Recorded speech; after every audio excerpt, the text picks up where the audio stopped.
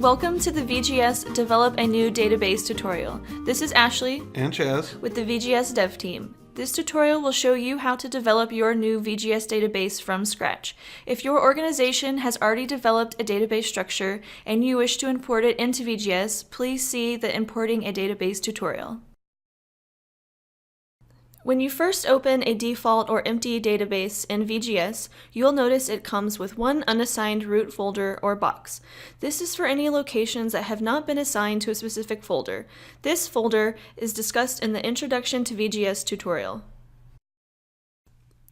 To develop a new database, we will create a new root folder and then add subsequent folders to it. Let's see how we do that. The file structure in VGS is similar to Microsoft File Explorer.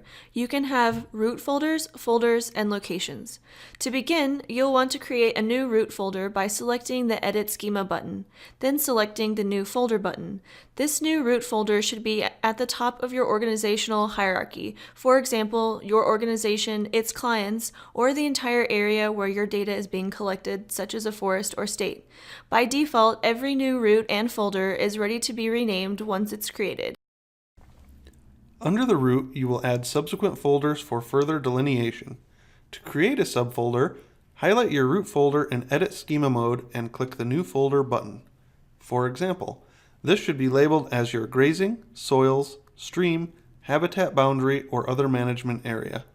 There is no limit to how many root or subfolders you can create. Once you have created your folder structure, save your schema edits by selecting the Save All Schema Edits button. You can also edit the root or folder name anytime while you are in Edit Schema mode. It is important to think about naming convention in this early stage of database development and to be specific about what your boundaries or management areas are.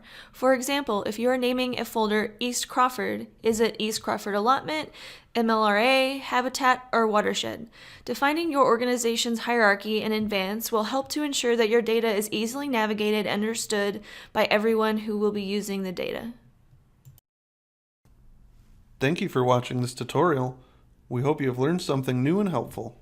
Until next time.